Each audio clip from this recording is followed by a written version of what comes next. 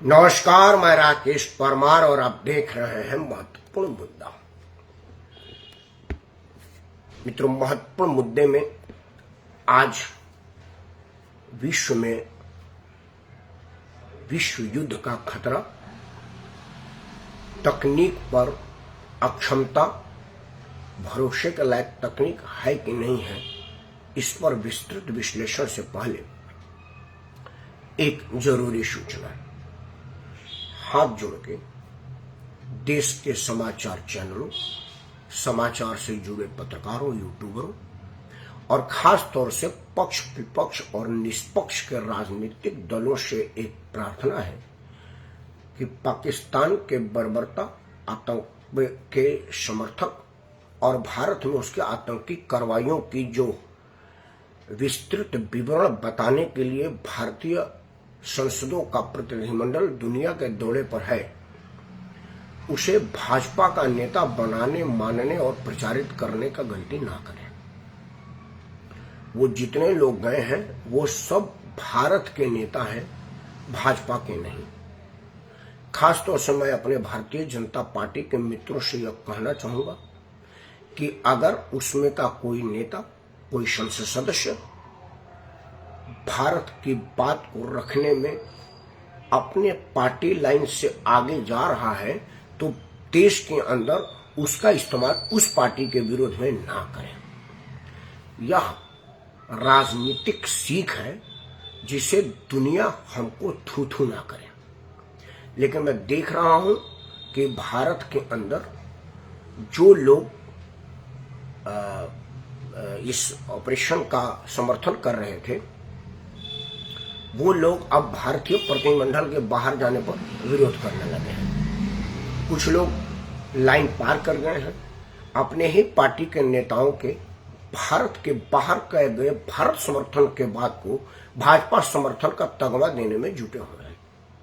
इससे उन नेताओं का मनोबल गिरेगा और भारतीयता प्रभावित होगी। इसलिए आपसे हाथ जोड़ के प्रार्थना है कि बाउंड्री के अंदर की पॉलिटिक्स को बाउंड्री के बाहर के पॉलिटिक्स में मैच ना करें और जो बाउंड्री के बाहर हमारे नेतागण करते हैं उसको लोकल राजनीति में इस्तेमाल ना करें। उसका 2-3 आपको उदाहरण है। असदुद्दीन ओवैसी भारतीय जनता पार्टी से अपने मुस्लिम हितों के लिए लड़ते आए हैं और वो उनका राजनीतिक हक भी है। लेकिन जैसे ही पाकिस्तान ने भारत पर हमला किया आतंकियों के द्वारा और स्वयं के द्वारा, असदुद्दीन ओवैसी पाकिस्तान के विरुद्ध सबसे पहले मुखर हुए। दुनिया में घूम घूम करके पाकिस्तान को बेनकाब करने और इस्लाम के विरुद्ध उसको बताने का भरपूर प्रयास कर रहे हैं और यह उनका भारतीय धर्म है, भारत के नागरिक होने के नाते, भारत के सांसद होने के नाते। लेकिन अब उनके बयानों को भाजपा अपने पक्ष में भुनाने के लिए अगर करेगी तो मैं समझ रहा हूं कि यह राजनीतिक ओछापन होगा। और मैं क्यों कह रहा हूं, क्योंकि अब ओछापन से नीचे की बात तो कुछ रही नहीं है, क्योंकि राजनीति में ऊंचे मापदंड वाले जमाने चले गए हैं और ना वो नेता रहे हैं ना वो नेतृत्व रहा है। लेकिन फिर भी भगवान के लिए, मां भारती के लिए आप कुछ दिन तक उनके साथ परहेज करने का प्रयास करें। भारतीयता बचेगी, भारत की शान बनेगी। खैर, आज चर्चा तकनीक के क्षेत्र में तकनीक पर भरोसा ना बना, यह मेरा टैगलाइन है। यह मैं क्यों कह रहा हूं 2-3 मिनटों में आपको बता दूंगा। और उससे जो भारत में युद्ध उन्माद में जी रहे हैं और नरेंद्र मोदी को कोस रहे हैं कि 2 दिन और रुक जाते तो पाकिस्तान के 4 टुकड़े हो जाते, उनके लिए भी कुछ सबक है इसमें, कुछ सीख है इसमें। कुछ देर कृपया बने रहे और अपना आशीर्वाद मुझ पर बनाए रहे।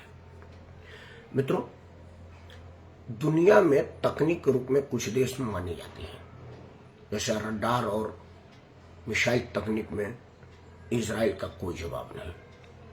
और उसने साबित किया है, मुट्ठी भर इजरायली चारों तरफ मुस्लिम देशों से घिरे हुए हैं और सबको नाको चने चबाता है। दुनिया उसकी दुश्मन है, लेकिन वो अकेले अपने तकनीक के दम पर सबको अकेले लोहा ले रहा है और पछाड़ता भी है। परमाणु ठिकाने सीमा प्रहरी के रूप में जैसे 400 उन्हीं के S-400 से हमने पाकिस्तान के सारे मिसाइलों को मार गिराया है। अब उनके पास S-500 है, उससे भी आगे की तकनीक। कुछ तकनीक ऐसा है जो सिर्फ रूस के पास है, दुनिया में कहीं नहीं है। उसके बाद हथियारों के मामले में अमेरिका, फ्रांस, रूस, यह सब देश अपने तकनीक क्षमता, अपने सामरिक क्षमता और अपने आर्थिक क्षमता से दुनिया पर राज करते हैं, खुद को चौधरी बनाकर रखते हैं। लेकिन जब हमास के कुछ लड़ाकों ने इजराइल के सीमा को तोड़ करके अंदर गए और जो कोहराम मचाया, इजराइल की सारी तकनीक, सारा रडार धरा का धरा रह गया। और आज तक 2023 से 25 चल गया, इजराइल और हमास के बीच युद्ध थमा नहीं है, चल रहा है। सारी सामरिक शक्ति होने के बाद भी इजराइल एक छोटी सी पट्टी, गाजा पट्टी पर नियंत्रण नहीं पा सका। अभी तक पूर्णतः हमास का सफाया करने की दावा नहीं कर रहा है। हालांकि बहुत ज्यादा डिस्ट्रॉय कर दिया है, मलबा के मलबा हो गया है हमास का, लेकिन फिर भी समूल नाश का अभी दावादारी इजराइल नहीं कर रहा है। आते हैं रूस यूक्रेन पर। रूस यूक्रेन से 40-50 गुना ज्यादा बड़ा है। आर्थिक रूप से तो उसका किसी से मुकाबला नहीं है। परमाणु हथियार तो जितना उसके पास है उतना पाकिस्तान, अमेरिका के पास भी नहीं है। परमाणु में ऐसी ऐसी तकनीक उसके पास है जो सेल्फ डिसीजन लेकर के दुश्मन को ढूंढ करके मारता है। यह तकनीक अभी अमेरिका के पास नहीं है। 80-90 के दशक में यूएसएसआर, यूनाइटेड सोवियत रूस ने यह तकनीक विकसित की थी, तब से उसके पास है। लेकिन अभी भी 3 साल से ज्यादा रूस यूक्रेन युद्ध को हो गए, अभी तक रूस पूर्णतः यूक्रेन पर काबिज नहीं हो पाया है। रूस की सारी तकनीकी क्षमता, दक्षता होने के बावजूद 40,000 रुपए कीमत के ड्रोन से 40,000 करोड़ रुपए का विमान नष्ट कर दिया। बताया जा रहा है कि 17-18 हजार करोड़ डॉलर का चपत लगा है रूस का, और यूक्रेन का कोई 1-2 लाख रुपया खर्चा हुआ है। युद्ध इसको कहते हैं। तो आप समझिए कि भारत और पाकिस्तान में वही अंतर है जो रूस और यूक्रेन में है। लेकिन रूस के पास परमाणु क्षमता नहीं है, पाकिस्तान के पास है। रूस के पास एक जोकर है और एक दुनिया में जोकर है। दोनों जोकरों की किरकिरी हो रही है। यूक्रेन में एक ने सिनेमा के जोकर को अपना राष्ट्रपति बना दिया और एक ने दुनिया के जोकर को अपना राष्ट्रपति बना दिया, और दोनों की जोकरी से दुनिया विश्व युद्ध के मुहाने पर आ गई है और कोई निर्णय उसको लेने की क्षमता ही नहीं है, ना इस जोकर न उस जोकर। स्थिति यह है कि विश्व युद्ध कब छिड़ जाए कहां नहीं जा सकता, दुनिया बारूद के ढेर में कब समेट आ जाए कहां नहीं जा सकता, क्योंकि यूक्रेन ने अपनी सबसे बड़ी गलती कर दी है। अब तक रूस उस स्थिति पर नहीं आया था जिसमें यूक्रेन को सर्वनाश की सोच है, लेकिन उधार के तकनीक और गद्दारों के सहारे रूस पर यूक्रेन ने जो कल तबाही मचाई है, उसका जवाब रूस किस रूप में देगा, दुनिया इसको सोच करके सिहर जा रही है। मैं भी उसमें से एक हूं। लेकिन मित्रों, मेरा प्रश्न रूस, यूक्रेन और इजराइल हमास पर नहीं था, वो तो मैंने रेफरेंस के लिए आपके सामने रखा है। सवाल यह है कि आखिर अपने सुरक्षा के लिए हम क्या करें। हमारे ही देश के पड़ोस में एक पागल रहता है और पागलों का कभी कोई भरोसा नहीं किया जा सकता। पागल कब आपसे हंस के बोलने लगे, कब आपका कपड़ा फाड़ दे, या उस पागल को पता नहीं तो आपको क्या पता है। जो देश दुनिया में आतंक एक्सपोर्ट का कारखाना बना हुआ है, जिस भी दुनिया को आतंक की जरूरत पड़ती है वो उस देश से संपर्क करता है और आतंकवादी ले जाता है। दुनिया में जहां भी कोई आतंकी कार्रवाई या काम या घटना होता है, उसमें पाकिस्तान कहीं ना कहीं से मुलस्सिम रहता है। ऐसे पागल को पड़ोस में पा करके हम कितने सुरक्षित हैं, आज मेरा चिंता इस पर है, आज मेरा चर्चा इसी पर है। क्योंकि रूस जैसा तकनीक मेरे पास नहीं है, इजराइल जैसा तकनीक मेरे पास नहीं है, लेकिन यूक्रेन से ज्यादा घातक हथियार पाकिस्तान के पास है। गाजा पट्टी फलस्तीन से ज्यादा घातक हथियार पाकिस्तान के पास है, और दुनिया उसको हथियार देने के लिए मुंह बाए खड़ी है, ताक में है कि कब आपको हथियार चाहिए। क्योंकि हथियार बेचने वाले दुनिया का ना तो भारत दोस्त है ना पाकिस्तान दोस्त है, उसका दोस्त लड़ाई है, उसको युद्ध से दोस्ती है, और वो जहां रहता है वहां युद्ध उन्माद फैलाए रहता है और युद्ध खड़ा हो ऐसा प्रयास करता रहता है।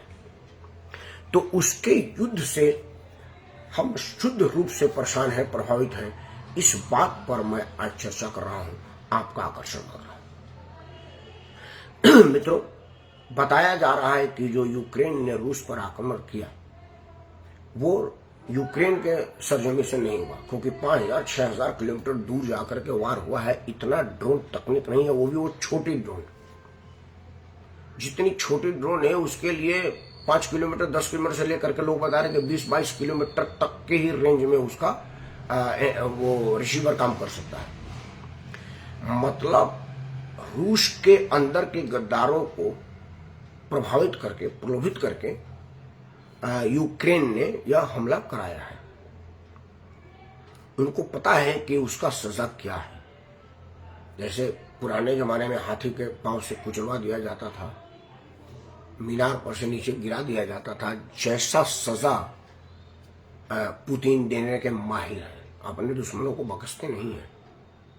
उस देश में अगर गद्दार आसानी से मिल सकते हैं तो हमारे यहाँ तो ऊंची कुर्सी पर विराजमान लोग खुद को बेचने के लिए तैयार बैठे हैं, और कई बार कहते हैं कि कीमत चाहे जो दे दो, हमको खरीद लो। कुछ लोग धर्म के नाम पर बिकने को तैयार हैं, कुछ लोग जाति के नाम पर बिकने को तैयार हैं, और कुछ लोग वर्तमान सरकार से चिढ़ने पर बिकने को तैयार हैं। क्योंकि हमारे देश के पुराने IAS ऑफिसर जो केंद्र में मंत्री भी थे, सांसद भी थे, पाकिस्तान में ISI के कार्यक्रम में कहे ना कि भाई हमारे बस की तो है नहीं, मोदी को हटाने में आप ही हमारा मदद करें। यह स्टेटमेंट टीवी पर वीडियो बयान है उनका, मैं मेरे तरफ से कोई केस नहीं कर सकता क्योंकि उनका वीडियो बयान है। तो जब ISI से वो मदद मांग सकते हैं मोदी को हटाने के लिए, तो और काका कोई कर सकता है? हर कदम पर गद्दार बैठे हैं। कुर्सी पाने के लिए गद्दारी तो राजा महाराजा के जमाने से होता रहा है। अभी लालू जी का बेटा जयचंद का बात बोल रहा था, तो जयचंद पृथ्वीराज चौहान को किस स्तर पर पहुंचा दिए हम सब देखे हैं। तो अब चिंता तकनीक पर। मित्रों, रूस में जो यूक्रेन ने हमला किया उसमें तकनीक फेलियर नहीं माना जाएगा, लेकिन सीमा प्रहरियों का फेलियर तो है, क्योंकि वह सब रूस के बाहर से अंदर गए हुए हैं, स्मगल होकर गया हुआ है। तो सीमा प्रहरी कहाँ थे? इस युद्ध उन्माद में अगर उनका सीमा सुरक्षित नहीं है और सीमा पर गद्दार बैठे हैं, तो फिर उस देश को बाहर से लड़ने की क्या जरूरत है? और अगर यह रूस के अंदर से ही खरीदा गया है, तो 18-19 महीने से बन रहा प्लान एग्जीक्यूट करने में उसकी कहीं से कोई लीक नहीं हुई। यह गद्दारी करने वालों पर जय जय बोला जाए या यूक्रेन के खुफिया सीक्रेसी बनाए रखने को जय जय बोला जाए, चिंता का विषय है।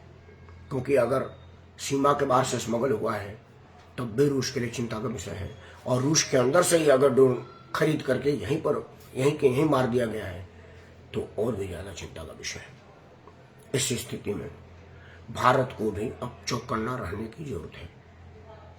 भारत को भी इन सब गतिविधियों को सख्ती से निगरानी रखने की जरूरत है, क्योंकि रूस आर्थिक रूप से बहुत समृद्ध राष्ट्र है, हमारे से कई गुना ज्यादा विदेशी मुद्रा भंडार उसके पास है। अगर वह बिलबिला सकता है तो हम तो अपने लिए क्या कहें। इसलिए तकनीक, जालसाजी, गद्दारी, इन सब चीजों पर सरकार को अभी से सोचना शुरू कर देना चाहिए, और मैं समझ रहा हूं कि सरकार सोचना शुरू कर चुकी होगी। क्योंकि जब मुझ जैसा साधारण आदमी इस बात को समझ सकता है कि रूस पर आक्रमण करने के लिए यूक्रेन ने किस तकनीक का इस्तेमाल किया, तो हमारी सरकार में तो हमसे 1000 गुना ज्यादा समझदार और विद्वान लोग हैं, उनको तो समझने में देर नहीं लगी होगी। तो आइए हम प्रार्थना करें समस्त भारतवासियों से कि अगर आप कहीं भी इस तरह की अनवांटेड गतिविधि देखें जो संदिग्ध हो, तो नजदीक के पुलिस थाने में इसकी सूचना दें, और अगर संभव हो सके तो थाना में सूचना देने के बाद थाने की कार्रवाई को सोशल मीडिया पर डाल दें, क्योंकि कई बार थानेदार के मिली भगत से भी इस तरह की कार्रवाइयों को अंजाम दिया जाता है। ऐसा उदाहरण है। तो पहले तो आप सीक्रेट रूप से थाने को सूचना दें और थाने के कार्रवाई के बाद उसे सोशल मीडिया पर भी सूचित कर दें, ताकि मैनेज वाली बात खत्म हो जाए। और अगर सूचना देने के 2-3 दिन के अंदर कार्रवाई ना हो तो एक बार संपर्क करें और उसके बाद उसको सोशल मीडिया पर डाल दें, क्योंकि सोशल मीडिया आजकल मेन मीडिया से ज्यादा समृद्ध है, क्योंकि उस पर सरकार, पक्ष, विपक्ष और निष्पक्ष किसी का नियंत्रण नहीं है, ना ही वो किसी के पैसे पर चल रहा है। तो इसलिए उसके निष्पक्षता पर कहीं कोई संदेह नहीं है। हाँ, जो सोशल मीडिया पक्षपात करते हैं वो दिख जाते हैं, उनका सब्सक्राइबर बोलता है, उनका कंटेंट बोलता है, तो ऐसे सोशल मीडिया से सावधान रहें। लेकिन खबर उस पर भी आने से फिजा में तो तैर ही जाएगी। तो निश्चिंत रहिए, मोदी ने युद्ध रोक करके एक तीर से कई शिकार किया है। युद्ध गोली बंद, बंदूक और ड्रोन से नहीं होता, पानी बंद करके, व्यापार बंद करके, दुनिया में एक्सप्लोर करके भी होता है, जो हो रहा है। मतलब ऑपरेशन सिंदूर ऑन है, गॉन नहीं है। और आप इस नेतृत्व पर भरोसा करें, भारत फर्स्ट का अलावा और कुछ नहीं सोचता। इन्हीं शब्दों के साथ दुनिया में युद्ध उन्माद खत्म हो, विश्व में वर्ल्ड वार की स्थिति बिल्कुल ना हो, इन्हीं उम्मीद के साथ मैं राकेश पवार आप सबको सादर करता हूँ। जय हिंद, वंदे मातरम और भारत माता और भारत के सैनिकों की सदैव जय हो।